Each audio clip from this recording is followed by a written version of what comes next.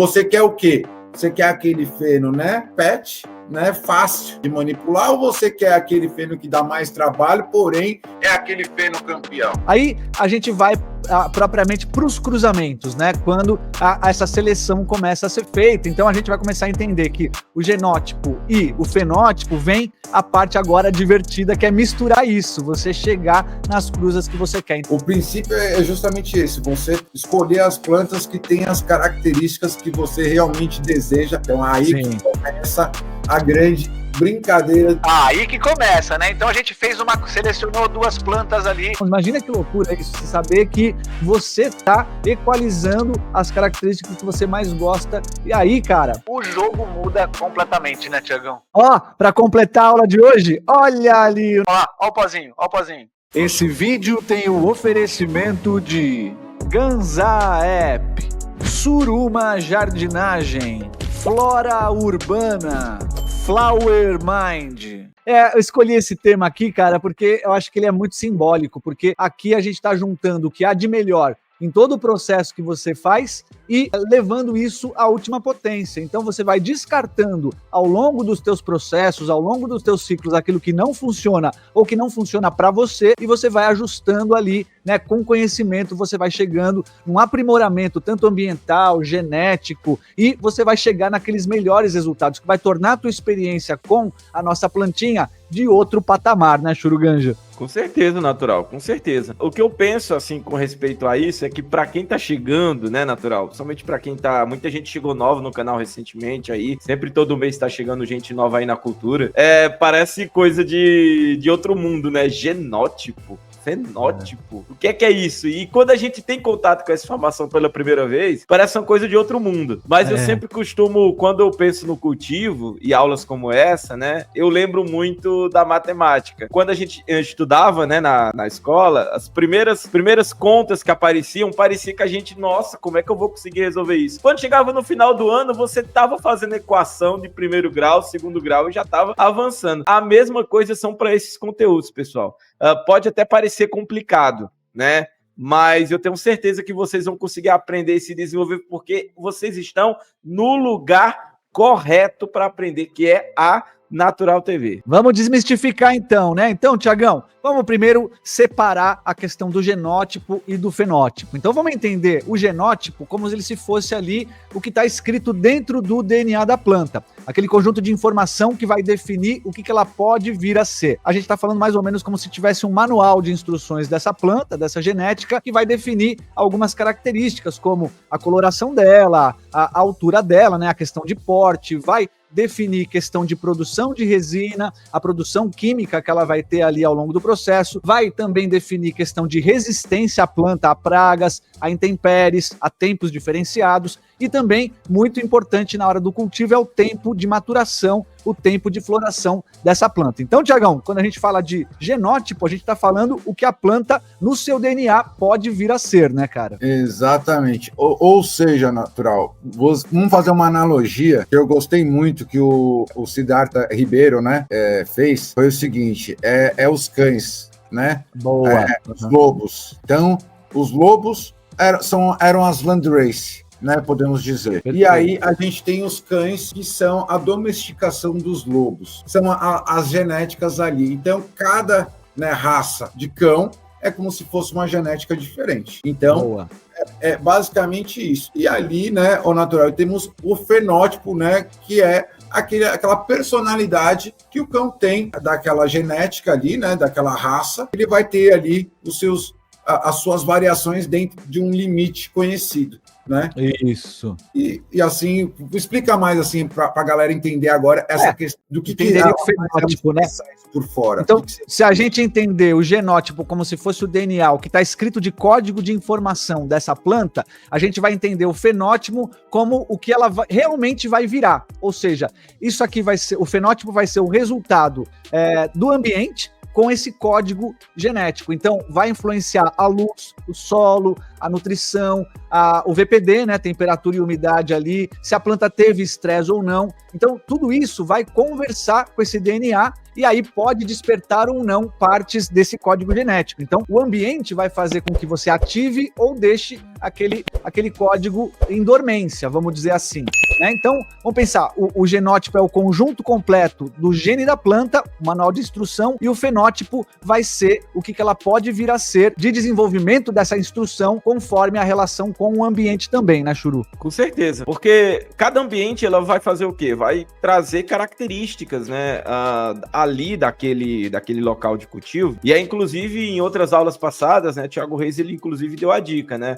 por que é bom você ter sementes regulares e aprimorar, né, uma genética regular? Porque se ela veio de um clima frio, você vai ficar cruzando e vai fazer com que ela comece a... Porque assim, pessoal, já tá no código dela. Você vai desbloquear ali aos poucos aquela capacidade de resistir ao calor. Se ela é mais de calor, para ela começar a desenvolver a resistência ao frio. Porque é como que tá ali, né, Thiago? Só que fica ali trancado e destrancado, né? Bloqueado ou não. Oh. E é o cultivo que vai fazer isso aparecer, né? Se manifestar. Podemos fazer uma analogia assim, ó, né, ô Churu, talvez, né? Vamos ver se a galera consegue entender, se eu consigo me expressar bem aí, vocês avaliam. É como assim, ó, a galera que mora no Nordeste, né, sai do Nordeste e vai morar no Sul. E aí tem filhos lá no Sul. Então, esses filhos vão estar mais adaptados ao clima do Sul e não ao clima do Nordeste.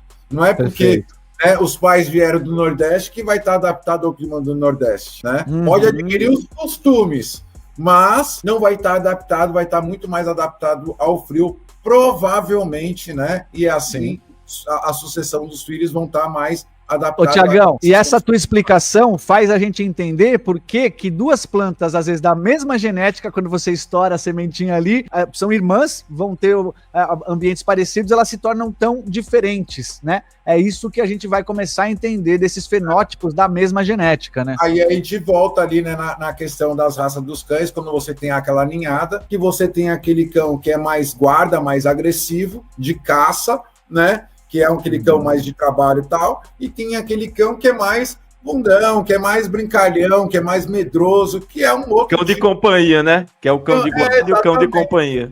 O famoso cão pet, né? O cão pet. Você quer o quê? Você quer aquele feno, né? Pet, né? Fácil de manipular, ou você quer aquele feno que dá mais trabalho, porém é aquele feno campeão? É, exatamente, cara. Então, ó, fica nítido, né, galera? Acho que esse ambiente, então, ele vai ser meio que aquele interruptor, que você vai ligar ou desligar aquela característica que você quer. Eles chamam isso, Tiagão, de plasticidade fenotípica, cara. Essa capacidade que a genética tem de expressar de maneiras diferentes conforme esse contexto ambiental que ela tem. Só para dar um parênteses aqui, um adendo, com aquela live que na última sexta que eu fiz com o Vitão, que eu trouxe aqui a Portela, que ela tem duas plasticidades bem clássicas ali.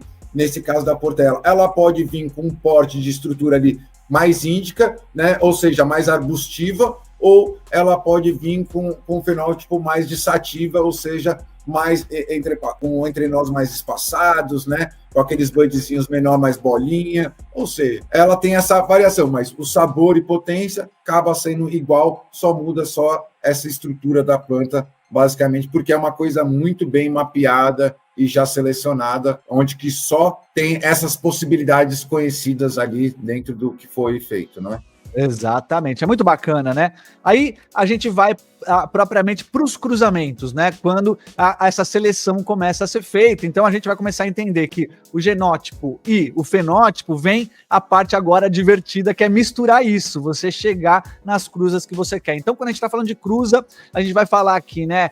Você está selecionando o quê? Sabor, aroma da planta, potência, se ela tem um efeito mais relaxante ou mais estimulante. Então, quando você cruza duas genéticas distintas, você está fazendo aquela geração chamada F1, né, Tiagão? É aquela primeira geração filial entre as plantas progenitoras ali que você está fazendo. Então, essa planta, no geral, você vai escolher duas plantas vibrantes, né, duas plantas potentes ali que você já fez a seleção, com aquele vigor, né, mesmo, e aí, com a cruza delas, você vai ter a mistura dessa carga genética das duas. A chamada cruza F1, né, Tiagão? Exatamente. O princípio é justamente esse, você escolher as plantas que têm as características que você realmente deseja propagar, para você poder fazer essa primeira cruza.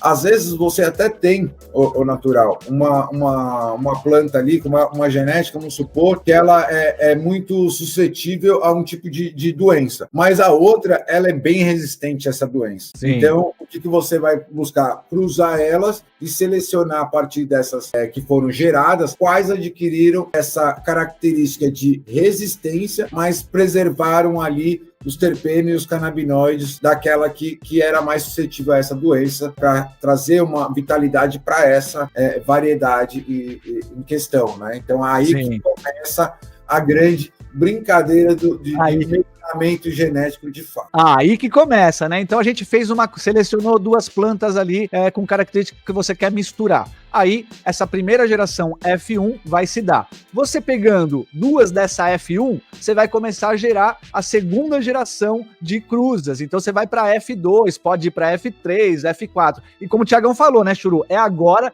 que você abre o leque de possibilidades, porque vai pegar esses fenos que vão vir depois, vão pegar características diferentes de mistura dessas plantas progenitoras. Então, até você achar, vamos supor que você pegou uma planta para pegar o sabor cítrico e a outra planta para pegar potência mais baixa. Para você chegar nisso aqui, é uma parcela menor. Então, você vai ter que estourar sementes depois nessa F2 para chegar em qual tá com a melhor característica que você tá querendo. É tempo, né, Churuganja? Aqui dá para ver que quanto mais se passa os Fs aí, mais tempo a gente tá falando aqui, né, cara? Toda história de liberdade começa com um momento que você percebe que não pode mais viver aprisionado pelo medo. Eu conheci o José em um dos piores dias aqui do escritório. Ele não conseguiu assinar a procuração e o contrato conosco, porque os seus braços, eles não paravam de tremer. Os olhos dele não tinham mais lágrimas. Era só um cansaço profundo, rachado por fissuras de pavor e humilhação. Ele cultivava apenas 6 plantas, mas via diretamente helicópteros da polícia passando e vizinhos que comentavam sobre um suposto cheiro estranho que saía da sua residência. 6 vasos de plantas no quintal dos fundos, onde ele extraía o óleo que reduzia as suas convulsões violentas e que o impediam de tomar um café sem derrubar, se alimentar sem auxílio, escovar os próprios dentes. Ele trabalhava com medo de ser demitido, dirigia com medo de ser multado e até o seu casamento foi dilacerado com o temor da criminalização também atingia sua parceira. Foram humilhados também por familiares, como chamado de traficante, de cultivador ilícito, enquanto a receita, o laudo do seu neurologista, frascos de remédio importados vazios, não importavam e não tinham nenhum valor para essas pessoas. Ele não chegou a ser preso, mas sempre conviveu com medo de uma coisa muito pior, a certeza de que a qualquer momento poderia interromper o seu tratamento. O remédio era a planta, e a planta era um crime, e ele estava encurralado e humilhado. A história de José, infelizmente, não é um caso raro, é uma fotografia nítida do abismo em que vivem milhares. De um lado, a ciência, o alívio real, a dignidade de tratar uma doença com o que a natureza oferece. Do outro, a letra fria da lei e a interpretação que pode transformar um ato de cuidado em um processo criminal. O risco não é teórico, é a batida na porta, a apreensão, o constrangimento na frente dos filhos, a exposição no bairro, a exposição em um inquérito que pode durar anos e o prejuízo irreparável ao acesso isonômico à cidadania. Mesmo com a autorização da Anvisa para importação, o cultivo para o autoabastecimento ainda vive nessa zona cinzenta, onde a discricionalidade policial e a morosidade judicial criam uma sombra permanente sobre uma família de bem. E depois, mesmo que o processo seja arquivado, o trauma fica. As plantas, fundamentais para o tratamento, se foram, e o Estado tem o dever de reparar, mas não o faz. A regulamentação de cultivo abarca interesses capitalistas apenas e esquece completamente o cultivador individual. O paciente volta a estaca zero. A dependência de um óleo importado, que custa uma pequena fortuna por mês, ou um mergulho no mercado ilegal, sem controle de qualidade, sem pureza, sem segurança alguma. É uma escolha entre ser refém do sistema de saúde ou refém do sistema penal. Uma verdadeira loucura. Mas existe uma saída legal, segura, definitiva. Uma saída que o José encontrou. Não é uma permissão temporária ou uma autorização que pode ser revogada. É um direito constitucional concedido pela justiça. É o habeas corpus preventivo. Ele não discute se a planta é boa ou má. Ele afirma, de forma categórica, que no seu caso específico, com a condição de saúde comprovada, criminalizar o seu cultivo para o tratamento seria uma violação do seu direito fundamental à vida, à saúde e à dignidade. É um escudo jurídico para quem faz o certo. Com o HC concedido, a vida muda. A apreensão dá lugar à tranquilidade. Você pode cultivar sem medo. Você é definitivamente colocado no lugar de cidadão. E o mais importante, é um direito constitucional enquanto durar a necessidade terapêutica, dura o seu direito. Recentemente, tribunais superiores têm afirmado isso, condenado burocracia repetitiva. Quando tivermos uma regulamentação de cultivo individual de fato, quem já tem um HC estará em uma posição blindada pela coisa julgada, enquanto outros terão que correr atrás de novas regras que podem ser restritivas e caras. Por anos, essa conquista parecia distante, um privilégio de quem podia pagar, mas isso mudou. Unimos forças em um projeto social comunitário, junto com o Ganzá, que tornou este acesso possível. Diluímos custos, oferecemos todo o suporte jurídico especializado em parcelas que cabem em um orçamento de uma família comum. O José hoje vive em paz, cultiva no mesmo quintal onde antes só havia medo. O óleo dele é feito em casa, com amor e legalidade. O medo acabou. Então, se você se vê refletido nessa história, se você cansou de viver com o coração na mão, cada vez que olha para o seu jardim de cura, entenda que a solução existe. E ela é um direito. Você não precisa esperar a próxima batida na porta, a próxima crise de saúde por falta de medicamento, porque cultivar é um direito seu. Se você quer resolver de vez esse problema, cultivar com segurança, dormir em paz, sabendo que o seu tratamento é um direito garantido na lei, na descrição desse vídeo tem um link. Lá você pode se inscrever e fazer parte do nosso projeto social e dar o primeiro passo rumo à sua liberdade definitiva. O Thiago Reis usou uma palavrinha que até no off eu fico zoando eles por causa de uma aula que ele deu sobre o assunto, né? Que era tal do critérios. O que são os critérios? Porque assim, falar que um é polentia que tá saindo polinizando à toa e o outro é breeder, é baseado nos critérios, mas meu camarada, quais são os critérios? Existe cartilha de critérios? O que é que acontece? Você primeiro, né, tem que se atentar. E o que é que geralmente todo mundo busca, né? A maioria, né? Claro que não é só isso que vai determinar se a medicina em si vai ser de qualidade, mas a maioria quer uma planta adaptada às suas condições de cultivo. Não é uma planta adaptada às condições de cultivo do Thiago Reis, não é uma planta adaptada às condições de cultivo do natural, é as minhas condições de cultivo, é aquilo que eu tenho para oferecer para ela, que ela precisa me responder dentro daquilo. Isso vale para resistência às pragas da minha região, as pragas que aparecem em determinadas épocas do ano, o porte da planta que melhor se encaixa para as minhas necessidades, que vai me dar menos trabalho de manejo. Se os meus critérios são clones, eu vou procurar dar preferência para aquelas que eu já vi, que enraiza até em copo transparente de água, Thiago Reis, com luz ali batendo, e outra ali, mesmo você criando todas as condições, ela fica lida no trabalho. Enfim, de preferência natural, ter, como o Tico fala, anotado o que é que você está buscando para, durante esse processo de escolha e seleção, os seus critérios estarem bem definidos e não pode ser aquele critério que é um esse mês e o mês que vem é outro, né? Por isso que eu falo assim, ter os critérios é justamente o que diferencia, né, o Pollenchuck do breeder, né? É essa a diferença, porque o Pollenchuck... quando você faz aleatório, você é Pollenchuck. Quando você faz polinizar com qualquer outra planta e o que sair, saiu, não tá nem aí pro que der e vier e só tá simplesmente gerando semente, sem qualquer critério ali na sua polinização, nas suas escolhas. Então é isso que diferencia ali, na minha opinião, o Pollenchuck, né, de um breeder de fato, né?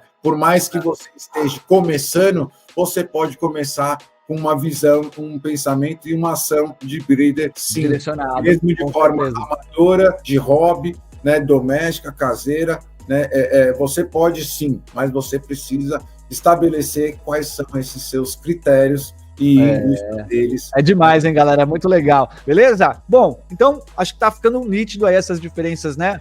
Estrutural do genótipo, fenótipo, essas primeiras cruzas do F1, essas segundas cruzas do F2, onde você vai pegando essas características, e aí que nasce de fato essa grande pesquisa, né? Então, esse momento que vai virar um momento de seleção, né? O breeder caseiro ali, ele vai começar a escolher as plantas que vão carregando esses traços que ele quer mais, aquela genética do cheiro que ele quer mais, aquele tempo de floração mais rápido, e aí ele vai começar a reforçar esse específico. E tem alguns breeders, Tiagão, que eles fazem? Por exemplo, eles querem pegar aquele aroma de limão de uma Lemon Haze, só que já tá no F1, no F2. Ele pega e faz um retrocruzamento, pega de novo aquela genética inicial para tentar puxar mais forte esse cheiro de limão. Olha que loucura, né, cara? Aí é o que a gente vai chamar, né, natural, da retrocruza, né? O BX, né? O tal BX aí, BX1, BX2, BX3, BX4, BX5, sei lá, BX 999. Então, assim, esse que é o grande barato, né, natural. Dá para você, sim, de uma forma caseira fazer tudo isso, não é nada bicho de 7 cabeças, né? Exatamente, né, cara? E aí, depois que você vai fazendo essas cruzas, né, conforme a geração de sementes que você quer, você vai entrar na estabilização. Por isso que estabilizar uma genética dura muitos ciclos ali, né? Então, você está ensinando a planta a lembrar da característica que você quer que ela desenvolva mais. Então, você encontrou o fenótipo interessante dentro das tuas cruzas. Você vai começar esse trabalho de estabilização, né? Então, você vai... O que você quer? A cada ciclo, você vai fazer o quê? Vai cruzar essas plantas com essas características que você já chegou e vai descartar aquelas que estão fugindo do padrão. Tem um odor mais terroso, é isso que você não quer. Então, você vai tirando, eliminando ali esses fenótipos que estão com essas características. Ou seja, Tiagão, você vai fixando na planta esses traços do genótipo da linhagem que você quer explorar, né, cara? Ou até estabilizando. Vou levar de novo uma analogia a uma raça muito querida, né? E também muito odiada pelas pessoas, né? O Pitbull. O Pitbull, lá no seu início, gerou aqueles pitbulls que saíam com focinho, né? Com o nariz rosado e os que saíam com a ponta do nariz preta. E aí começaram a separar os com o nariz preto com os nariz rosado e criou a linhagem, né? O Black Nose e o Red Nose, saca? Então, assim, daí, agora, os Red Nose, eles estão se cruzando e só sai Red Nose. E o Black Nose vão se cruzando e já tem... Então, ou seja, foi feito ali um que saiu dois fenos diferentes e esses fenos foram estabilizados para, né, saírem ali certinho, bonitinho, dentro daquele perfil que era desejado. Então, assim que a gente vai fazer também com as nossas plantinhas, né? Por exemplo, né, no caso da Portela, aí, as pessoas podem seguir selecionando. Então, eu quero só a mais sativa, vai fazendo as retrocruza das que saem com as características sativas. E quem quer mais arbustiva, vai fazer a seleção para mais arbustiva de acordo com as suas ambientações, suas condições, né? Porque... das contas, essas características também, elas podem ser mais favoráveis a uma condição ambiental ou menos favoráveis também, né, natural? E exato. É isso, esperto. É isso que você chegar, né? Não são tudo igual, né? É por isso, pessoal, que existe o quê? A Lemon Haze e a Lemon Kush, ou seja, aquela mais índica limão, aquela mais haze sativona de limão, porém todas ali limão. Nesse processo que você está fazendo ali de seleção também, claro, eu conheço gente que sempre tem um perfil de terpeno ali e canabinoide preferido. Mas vamos supor que você tenha 2 ou 3. Eu gosto do limão e gosto do terroso. E aí o que acontece? Você identificou o terroso ali, você já não coloca mais ela para cruzar com o limão. Você já vai separar ela de cá e vai seguir o cruzamento. Quando achar outra terrosa com as características, né, com seus critérios, você já tem aquela primeira terrosa que saiu para fazer o retrocruzamento ali, para que você possa ter essas variações ali. E aí, basicamente, Thiago Reis, definir ali a questão do terpeno, né, a questão que te agrada, e depois fazer a mesma variação, né, uma mais puxada para sativa, outra puxada mais para índica, com o mesmo terpeno que você procura.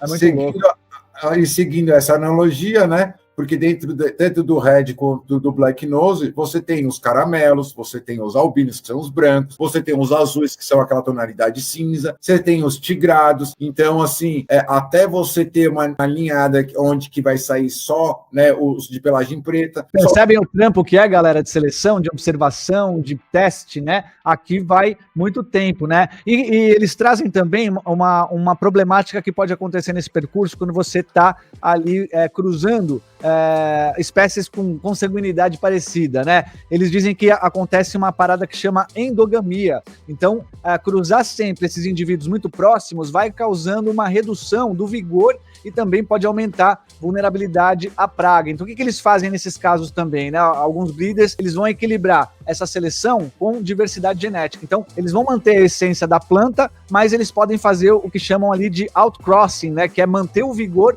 sem perder o perfil desejado. Então, eles cruzam com genéticas externas para reintroduzir o vigor nisso. Olha como detalhes e como você, para estabilizar, leva muito tempo e conhecimento, cara. Cara, é porque assim, o natural, é que nem o lance de irmãos terem filhos, né? Parentes muito próximos. Exatamente. Você precisa de uma diferença genética. Quanto maior a diferença genética que você tem, mais resistência e vigor, né, você acaba tendo nesses cruzamentos. Então, assim, quanto mais hibridização vai ocorrendo, é aí que tá, você começa a criar uma resistência maior, e por isso que dá muito bom esse lance de você fazer esses cruzamentos na sua casa, sempre selecionando o quê? Os exemplares mais saudáveis, mais vigorosos e com as características mais dominantes daquela que você deseja. Que a gente vai ver agora, mas esse daqui, o ALZ, foi na linha. No perfil, se encaixa no arquétipo do grower cientista, com certeza vai se dar bem na bridagem aqui, né, meu querido?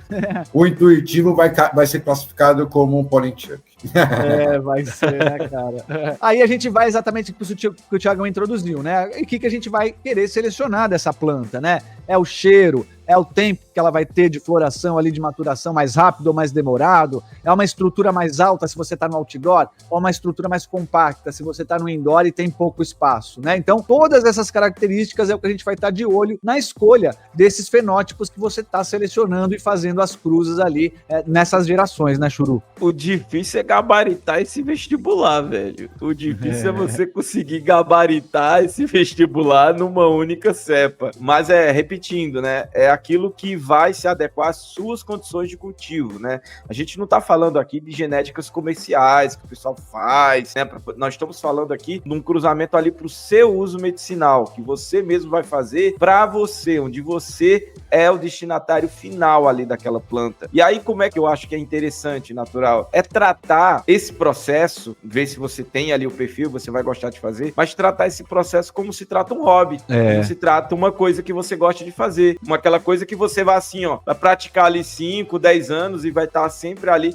Óbvio que tudo tem que ter início e fim, né, Thiago? Isso tem que ter um prazo para terminar aquele serviço, não é para ficar velhinho, barbado fazendo, não. É um hobby que você vai levar, concluiu, aprimorou e inicia outro ali e vai fazendo ali, construindo o seu legado. A gente tem um exemplo aí de grandes breeders aí, um famoso que tem uma genética aí que muita gente levou, que é o Jack Herer. Foi uma pessoa muito entusiasta, né? Tem várias pessoas que muitas vezes, depois que se vão, né, desse plano, deixam ali o seu legado em forma de estabilização genética. Talvez a gente não chegue nesse nível, mas a gente pode chegar num nível aí que quando chegar a uma certa idade, olhar assim e dizer, essas são as minhas criações. E olha como abre um leque de possibilidades, né, Thiagão? Você começa a brincar com a experiência sobre a planta, né? Porque daí você vai percorrer ali o que você gosta mais de cheirinho, de efeito, né?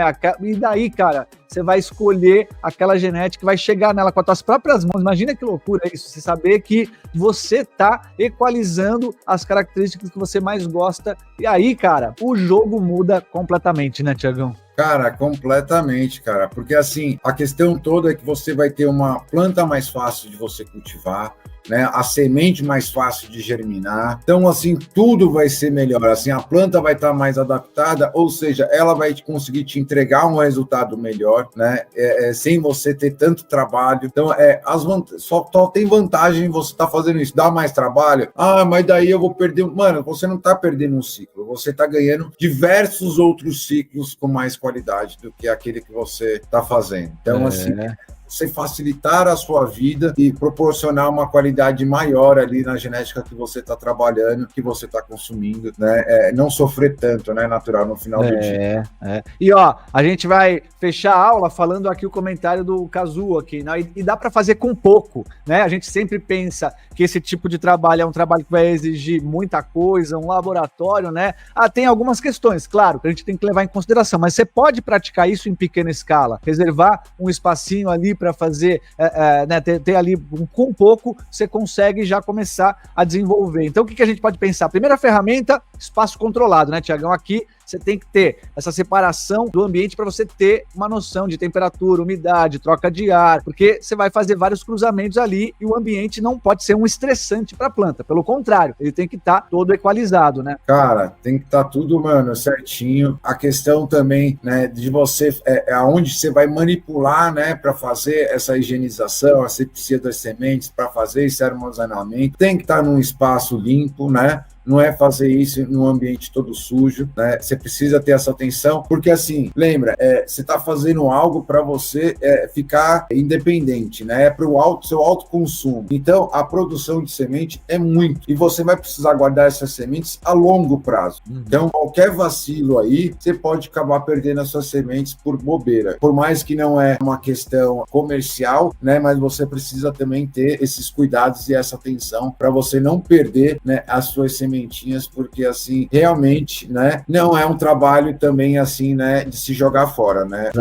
Exato. Passa pelo ponto, ô natural, às vezes se você mora aí com o teu parceiro, sua parceira, negociar ali o famoso cantinho da gaveta debaixo da geladeira, né, que você pode ter ali o porta-semente, né, inclusive um que é muito usado é o porta-glitter, né, que é o porta-glitter, é barato, você consegue colocar as sementes ali etiquetadas, é a maletinha, né, e você coloca ela onde, ó, ali no canto ali da gaveta, ali da geladeira, na parte de baixo, deixa ela bem isoladinha, e só abre ela quando realmente for poder tirar ali as sementes, abre, tira as sementes, devolve ali para aquela temperatura, que é uma temperatura boa, para poder preservar as sementes por um longo período. Tem um banco de sementes mundial, que fica lá, se eu não me engano, é lá na Noruega, debaixo de uma montanha ali de gelo, né? Justamente porque é o frio, né? É a baixa temperatura que preserva, né? E o pessoal acredita que se o mundo se acabar, vai precisar de novas sementes para poder germinar. E lá nesse banco tem semente de ganja, que eu tenho certeza, porque tem de praticamente tudo.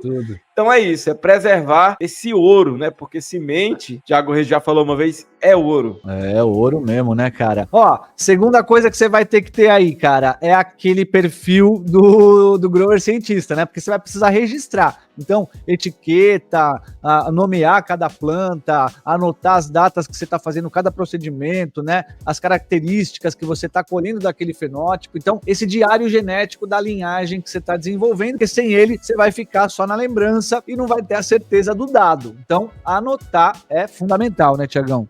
Velho. Nem que seja em matonha, tá ligado? Tem que botar alguma coisa ali, porque assim, senão depois, mano, é aquele negócio, né? Vai se tornar aquela caixinha de surpresa que nem a semente do prensado, né? Você não sabe o que é, o que esperar, e o que vier é lucro, né? A partir do momento que você não identifica e armazena, é aquele negócio. Cara, hoje você sabe, amanhã você não vai mais saber, tá ligado? Qual que é, então, ou você... Aí você tá na sorte igual o prensado, né? Aí não tem jeito. Ou aceita, né, a caixinha de surpresa depois. O próximo tópico é que esse tipo de cultivador vai mexer com pólen, né? Então, vamos lembrar que o pólen é aquele pozinho muito que qualquer ventinho vai espalhar, então você quer um controle sobre esse pólen, né? Então você vai precisar aí de alguns equipamentos, né? Frascos, ferramenta limpa, o controle do ar para você não espalhar aquele pólen por todo o grow, né? Saber as técnicas de coletagem desse pólen também, armazenamento. Isso vai ser muito importante para você não contaminar, entre aspas, outras plantas que você não está querendo e ter certeza que o pólen gerado está controlado, está ali, né, gerando aquela cruza que você está se predispondo. Senão, também vira sorte, né, Tiagão? Esse também é o ponto, né, cara, assim, porque às vezes, né, essa questão aí do pólen, cara, é muito delicada. Às vezes a gente faz essa coleta, né, e aí isso aí depois não funciona, não fez os processos como deveria, e são processos às vezes muito delicados, né, ô Natural. Sim. Então, penso eu que, assim, a maneira mais fácil e mais simples e garantida é você fazer a polinização ali fresca, sabe? E acabou, né? E tentar armazenar um clone da planta macho. Fora isso, assim, fazer o armazenamento de pólen, né, de uma forma caseira, eu acho que é uma coisa, às vezes, um desafio muito grande, que muitas vezes não tem sucesso. Exatamente, né? E Churu, esse tipo de cultivador, né? Esse estudante de breeder, cara, precisa do principal, na minha visão, que é a paciência, né, cara? Aqui a gente tá falando de ciclos atrás de ciclos, então esse breeder caseiro, ele não tá com pressa, cara. Ele tá buscando aprendizado e aí ele vai seguir o tempo da planta, não o tempo de ansiedade dele. Então cada cruzamento vai ser um experimento, cada geração que ele consegue levar pra frente vai ser o ensino de algo novo. Então é ciência feita com as mãos de artista, né, Churu? É muito bacana isso, cara. E aí, uma dica natural que funciona pra mim, eu acho que pode funcionar pra muita gente. Primeiro, garanta o seu. Depois você se preocupa um pouco mais com essas coisas. Se você garantir no seu, tendo ali a sua produção, ali sua medicina, todo o restante do processo vai fluir com muito mais tranquilidade, vai fluir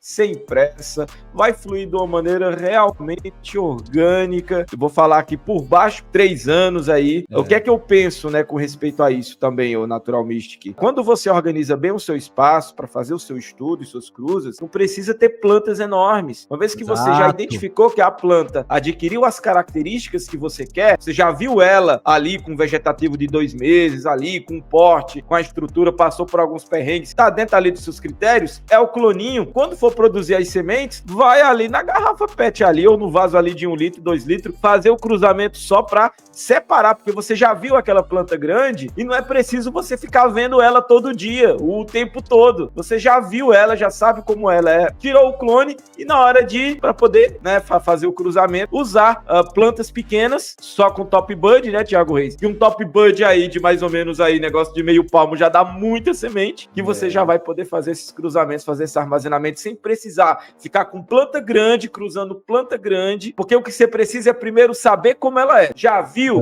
Pronto. Tirou o clone, dali em diante você tira o clone, quer dizer, você faz o cruzamento com a planta menor. Você não tem que fazer uma vegetação de 6 meses, não?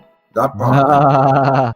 galera, dá pra fazer, né? É isso que é importante. Eu acho que fica nítido, né, galera? Eu acho que essa aula aqui mostra que existe esse momento na jornada de todos nós cultivadores, que essa pergunta surge como esse marco divisório, quando a gente entende isso. E se eu mesmo pudesse criar a genética dos meus sonhos? E aí, a gente falou, né, sobre os maiores tabus do cultivo moderno, que é essa crença de que para cruzar, para fazer genéticas suas, é coisa só para expert, é coisa de laboratório, de anos de experiência. Então, a gente viu, isso é mentira, e isso aqui já impediu que milhares de cultivadores descobrissem o seu potencial máximo nesse tipo de cruzamento. E a verdade é que entender cruzamento é bem mais acessível, como a gente está vendo, do que a gente imaginava, né? Então, dominar esse conhecimento vai ser a diferença de fato entre você ser um consumidor de genética e ser um criador das soluções personalizadas para você. Então, pensa na última vez, né, que você procurou aquela genética específica, algo que combinasse o sabor único que você gosta de uma strain com aquela resistência daquela outra genética. Então, que unisse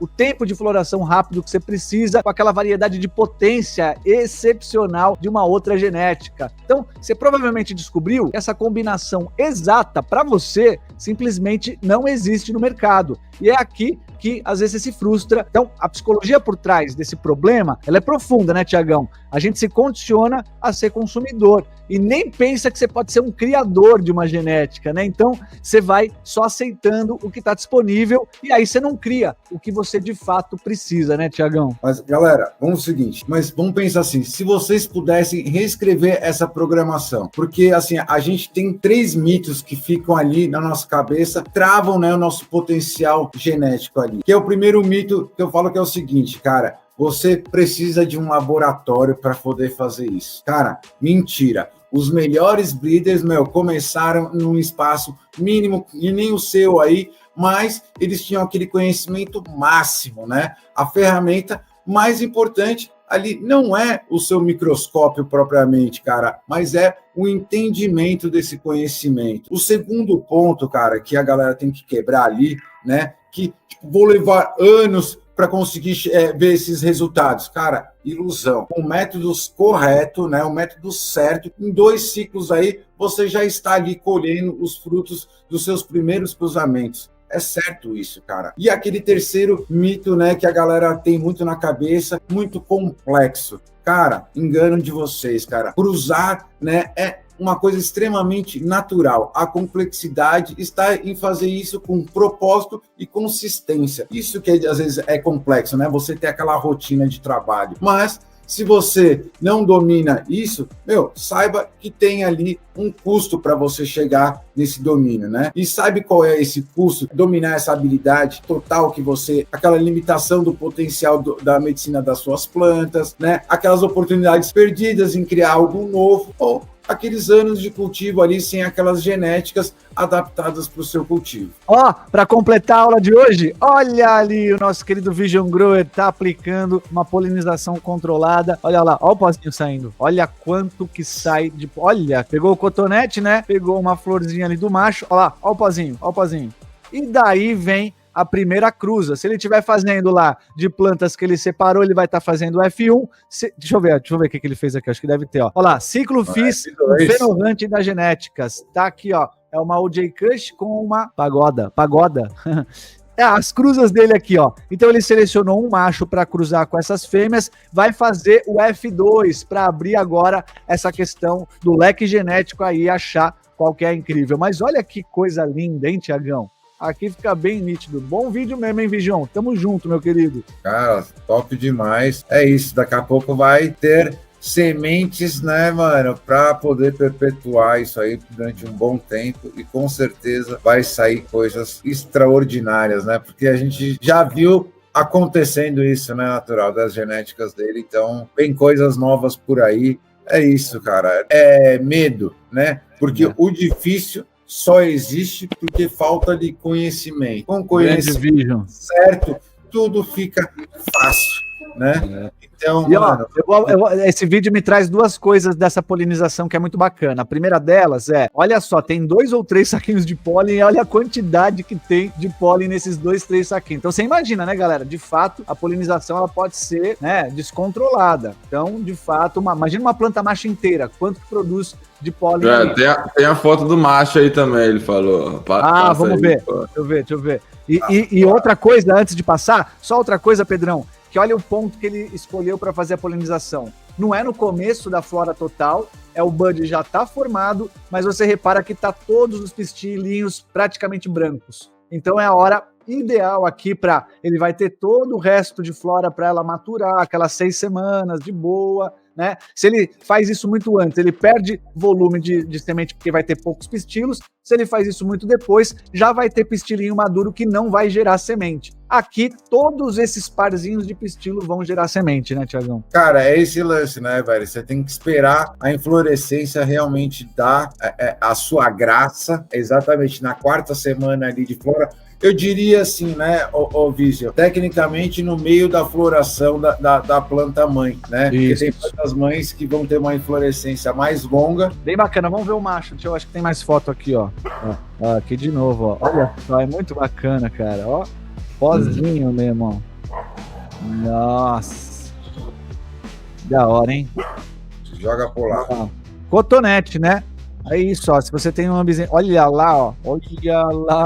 Olha só o pozinho ali. É um kiff de pólen, né? Cara, olha uma cheia, galera. Vocês sabiam que, assim, ó, diversas plantas aí, diversas frutíferas, é necessário fazer essa polinização manual para conseguir ter a frutificação satisfatória no produtor. Então, assim, para muitos, né, agricultores, fazer a coleta do pólen e a dispensão desse pólen na flor fêmea para ter a frutificação saudável e garantida, né, é extremamente comum. Para nós, isso aí também não é diferente, mas cada uma tem essa peculiaridade. Então, normalmente, a coleta de pólen é feita e sempre o mais breve possível feito a polinização. O armazenamento requer cuidados mais avançados